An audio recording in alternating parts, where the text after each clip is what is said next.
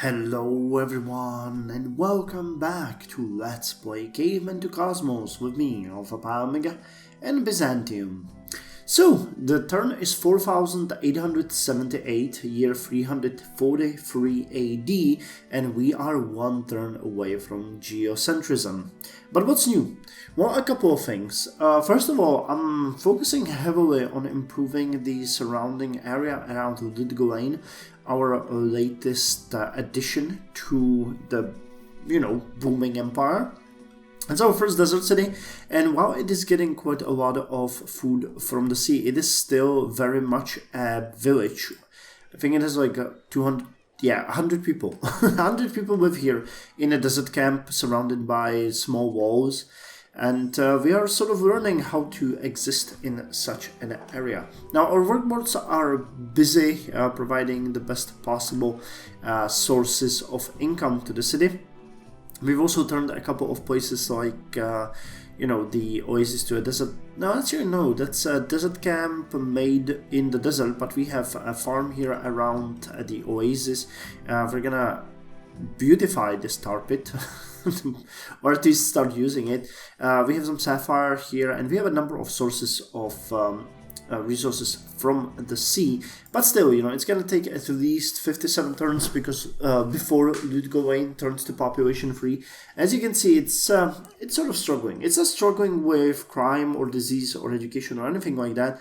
It's gonna get the jeweler soon, so it's gonna give us quite a lot of gold. We're building the counting sticks and fish traps, but what we really need to get in here eventually is things like lighthouses. That's also coming to the fish traps, and a harbor, which is going to further boost the income from the sea. Now, the income from the sea is already pretty darn good, but again, food on the land is non-existent, and the sea, the production is non-existent. So we're kind of stuck with whatever we can do. I'm saving these military captives for some buildings that we will definitely need down the line, which we do not at this point. Now, as far as the Greater Empire goes, I'm very happy because most of the lumberjacks have now already turned to lumber mills.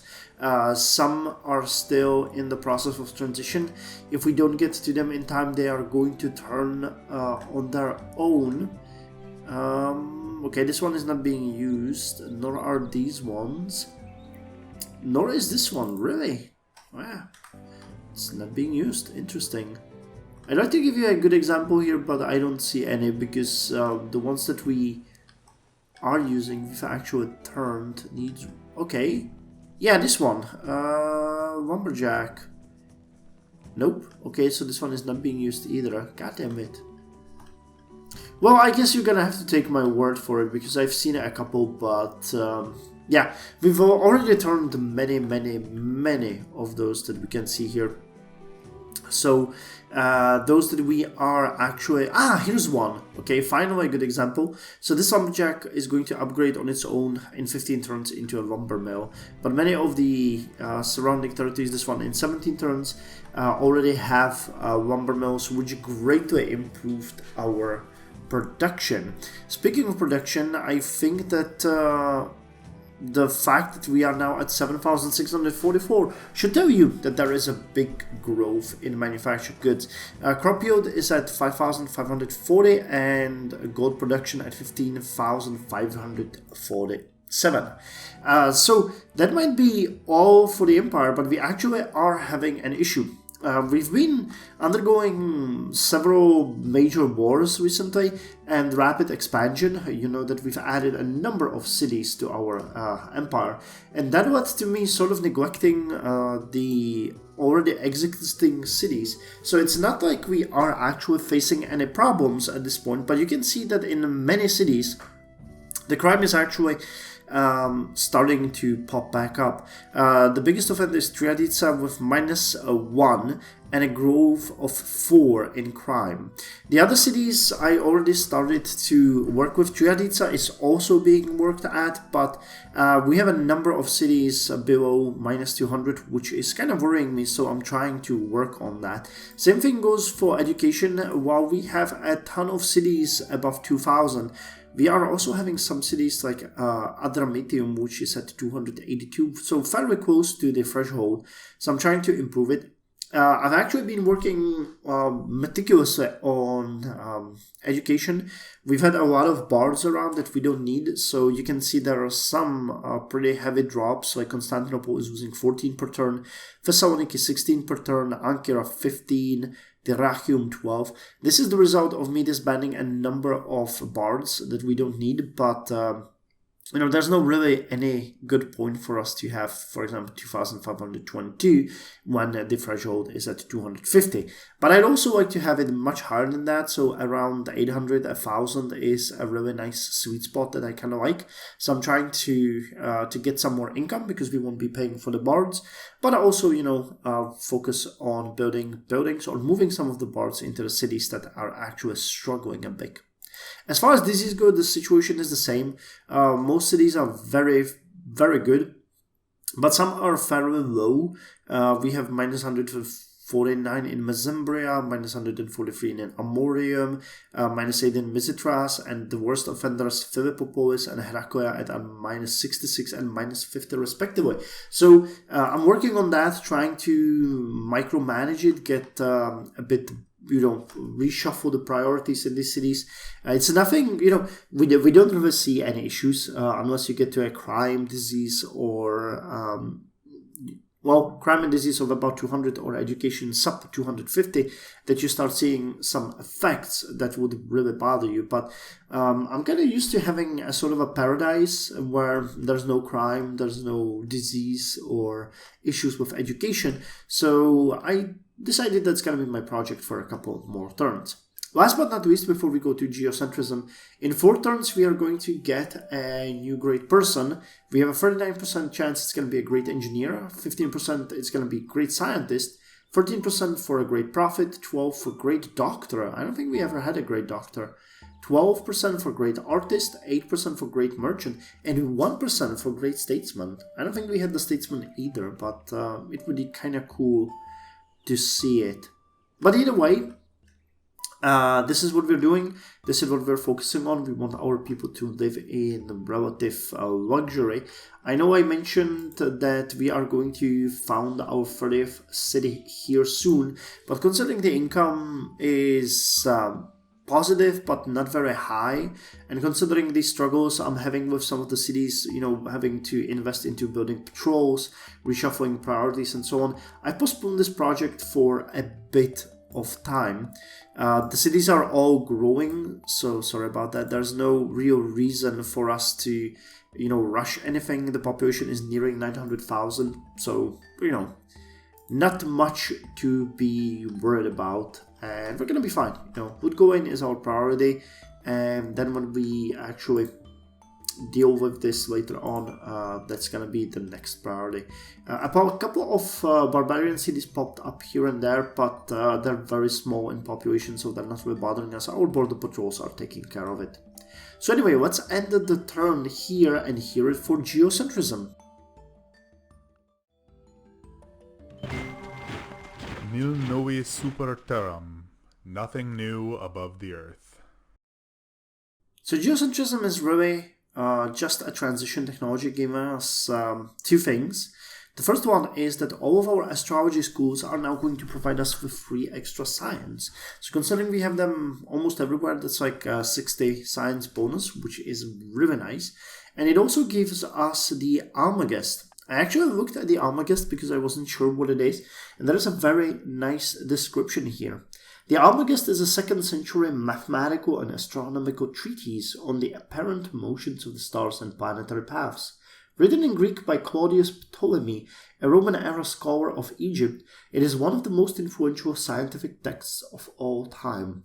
With its geocentric model accepted for more than 1200 years from its origin in Hellenistic Alexandria, in the medieval Byzantine and Islamic worlds, and in the Western Europe through the Middle Ages and early Renaissance until Copernicus. So it's going to give us 8 education, extra trade route for the city that builds it, and extra 10% bonus to science. So it's, you know, pretty good. But Geocentrism we're getting mostly because we want it for the medieval lifestyle. Patrols are being finished in Patra, that's fine. Let's put the mechanical traps here. Wambermill has been finished in Laudice Ardicum. So anything else here? I think a calligraphy school would suit you well. Anything that would boost the income here?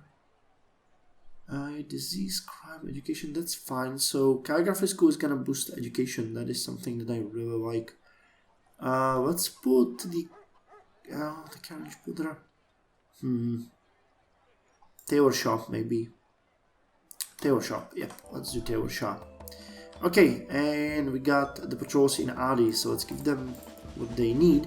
I'll decide where to send them, but I guess this is all for this update. I'll see you in 17 turns where we are going to get the Mosaic workings. Just as a heads up, I looked at the technology, and considering we have 9 technologies, or 8 actually, to medieval lifestyle, I'm gonna make 3 episodes of free technologies, so 3 episodes of free updates. The last one being the medieval lifestyle, which is gonna be slightly longer, but we're most likely going to get access to one of these technologies.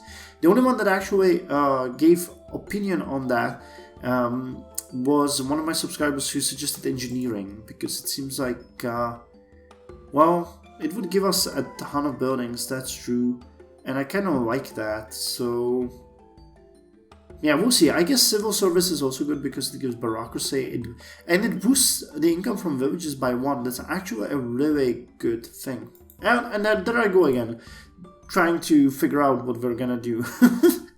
Way too early alpha for that. You still got 9 more technologies to go. Turn 4894, year 364 AD, and we are 1 turn away from Mosaic workings. So what happened in the past 17 turns? Well, quite a lot actually, quite a lot. I'm gonna start by the fact that we got a great profit. Which was not the most likely outcome, but the great profit actually allowed us to get the belief in reincarnation. I'm not sure if I can see it here, but we got it, and it's affecting us. Okay, I can see it here, but belief in reincarnation, as it is one that affects crime, you can see that almost all of our cities are now having a negative crime growth, which is amazing. It goes double for me, because the lowest crime cities, as you can see, are now at minus 228 and minus 273, and they are actually increasing their negative rate. I guess they're getting further away from 0. Feodosiopolis is actually increasing crime. I don't know why that is. I'll have to check that. I wasn't aware of that until now. Same here in Mesembria 7. I guess these cities grew recently, which always gives them a hit in crime. But crime is now okay. And again, this is mostly due to careful micromanagement, building more patrols, and also, as you can see here, the belief in reincarnation is actually giving us quite a lot of flat bonuses. As far as education go, the worst city now is Adramitium, which is 469, and it's even growing by 13. So it's soon going to jump up. Theodosiopolis is going to be next worst offender with 490, and it has actually a Malice of 5. Yeah, I believe this is Theodosiopolis grew. It definitely had to grow to population 8. I think it was 7 before, and you know, we can see that all of the stats are being effective negative, but that has to be due to the city growth. And as far as disease go, the lowest disease we have right now is Philippopolis with 60, and Heraclea Vicentis with minus 93. But that is not a problem, because Philippopolis, if you check, is building the Apotheracy shop, which is gonna give us minus 15 in disease, and then sewer system with minus 10, so this minus 25 is gonna catapult it up. And I don't know what the other city was, but it's having the same effect. So pretty good. I feel really good about these, what was it, 20-25 turns of micromanagement. It put us in a much better place. What's also important is that I use this time to start building some world wonders. We are constructing Wang Zheng's workshop in the only city that can actually do it, which is Adrianople. It's gonna take 54 turns. We are building. There's a couple more, though I'm not gonna be. Mercenary camp, costume shop, high walls.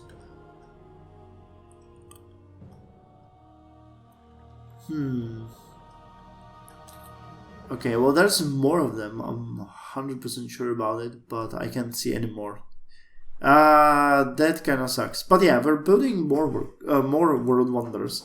I made sure of that.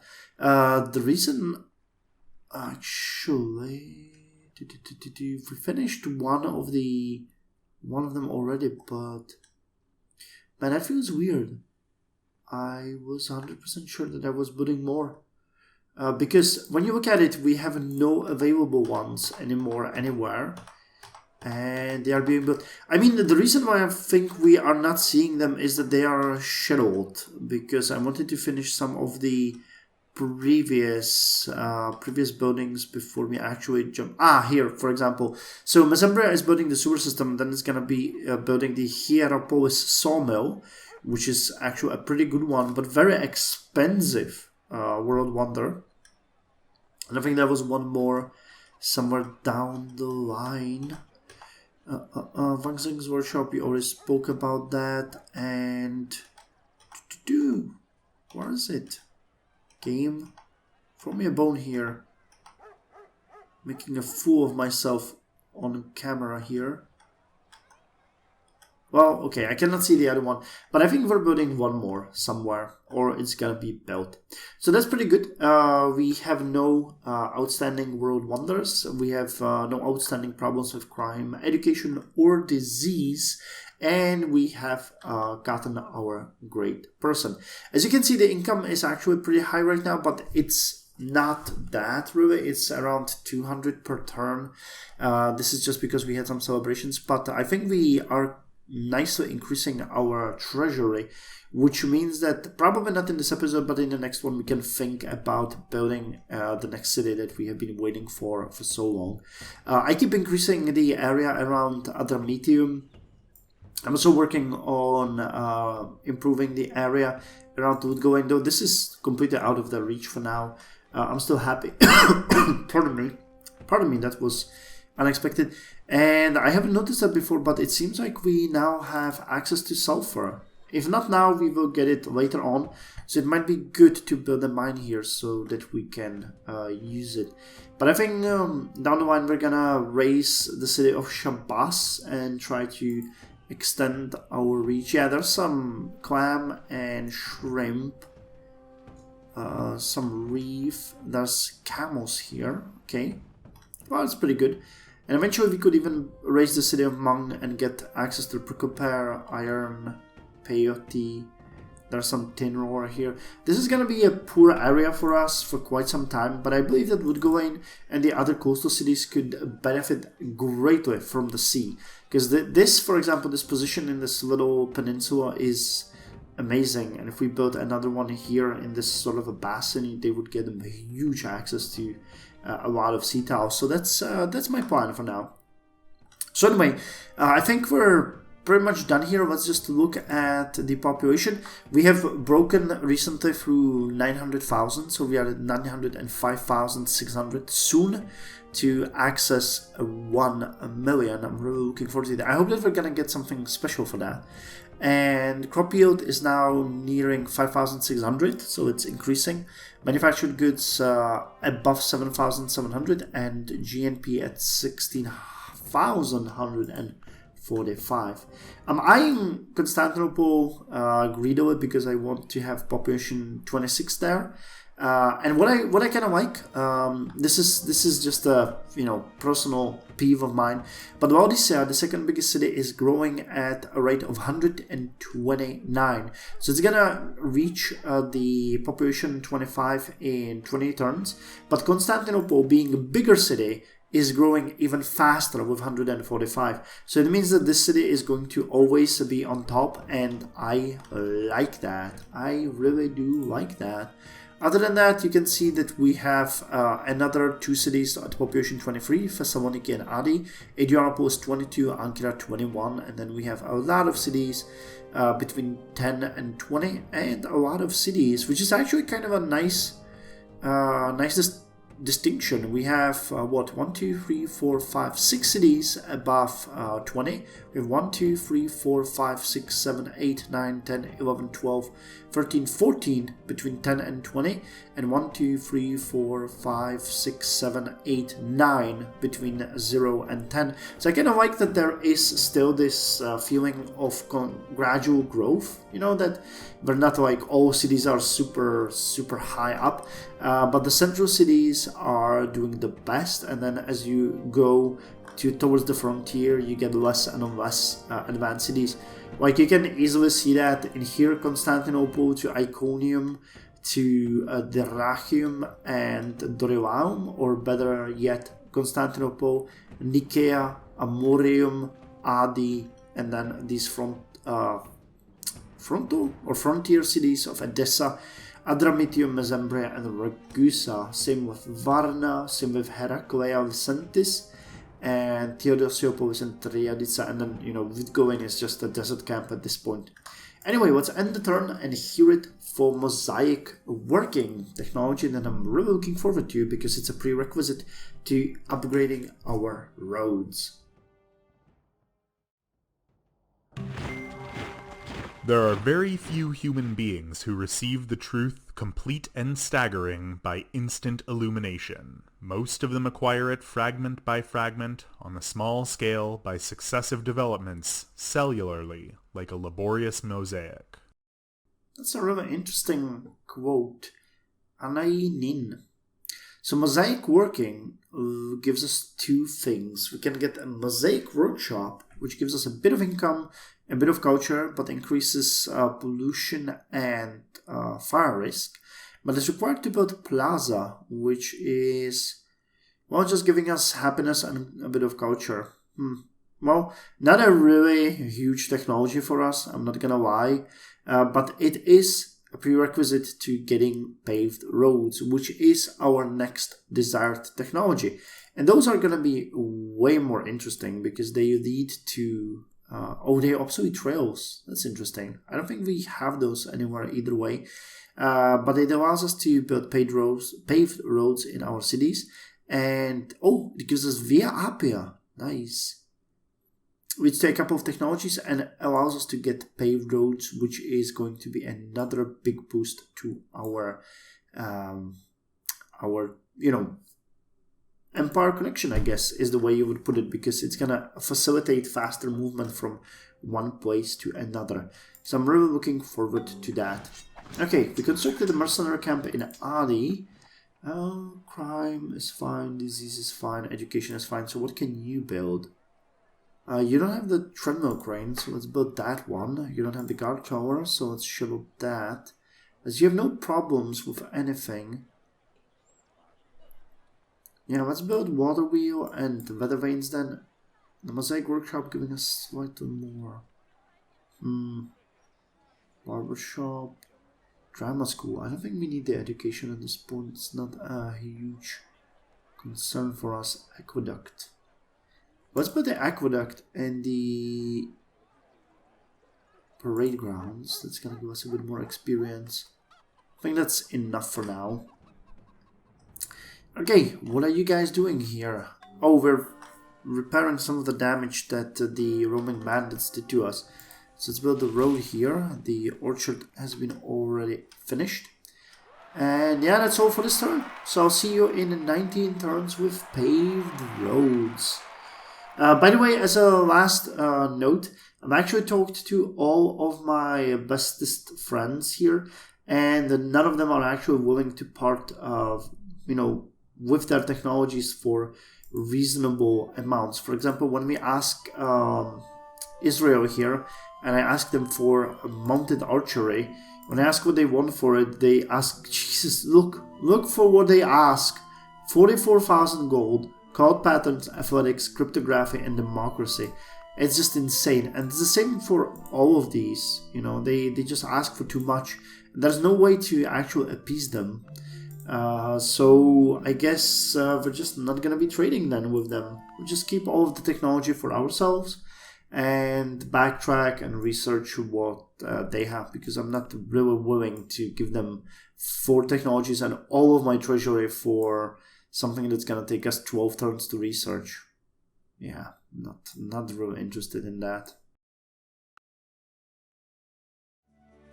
Turn 4913, year 388 AD, and we are 1 turn away from paved roads.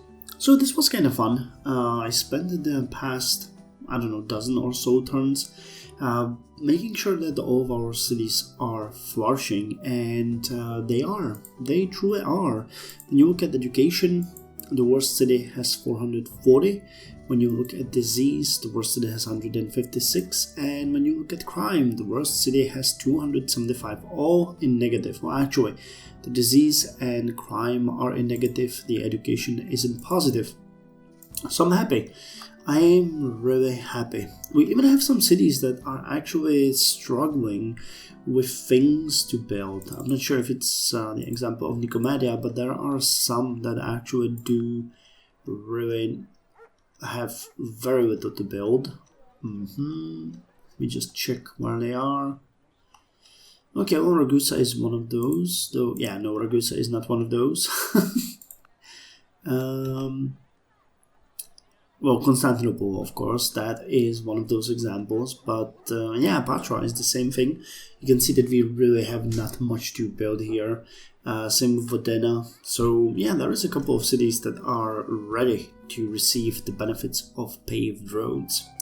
As far as overall stats go, we are now at the 933,100 people, with crop yield of 5,625, manufactured goods of 7,793, and gold income of 16,009. As far as our teams work, well, we're still upgrading a bit in the south. We are doing really good work in the desert, though. Ludgoin is nowhere near ready for that.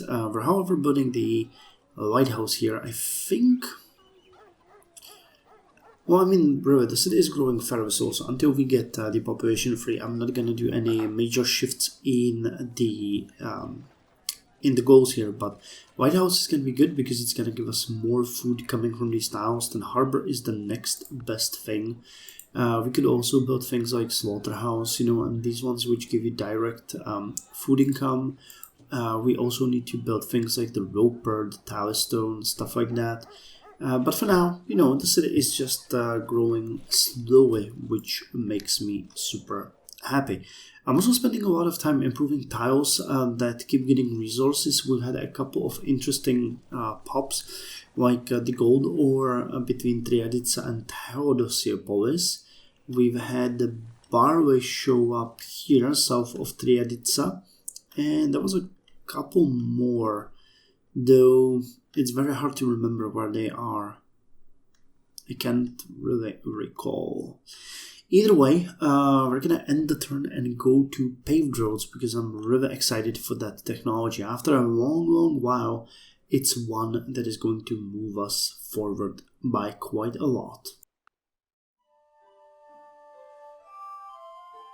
Well, he's Ben Gurion, and he's offering us, what the hell, 52,000 gold for a dog worker. No. The reason the Romans built their great paved highways was because they had such inconvenient footwear. That's a good one. Okay, so paved roads, as you guys know, obsolete trail, allow us to make a new upgrade to our tiles, which is the paved roads, which are further going to lower the movement cost for our units. And we get 2 buildings. We can get Via Appia, which is amazing, plus 50% trade route yield. That's just amazing, and gives paved roads to all our cities. Okay, well, that is absolutely amazing. And then directed paved roads, which is an upgrade to the roads we had before, giving us more gold, more bonus income, and extra trade route yield. and the improvement of more paved roads in effect, and Street Fighter 4. So, Weather Vanes in Dorewaum has been finished. Now, can you build us via APA? No. Can you build us something else? Starting to get quite a lot of these revisions spreading around. I don't like it, to be quite honest. It's getting a bit chaotic, and I'm having a hard time making sure that I do not build them to support their spread. Or I mean, build the buildings that are actually helping with that spread. Okay, build me this. And then, nope, no industrial building. Fish oil maker, sure, and Sassafras Grove. Oh, okay, sure, why not? Now let's investigate who can build us via APA, because that is something we absolutely want. If anyone can actually build us via APA.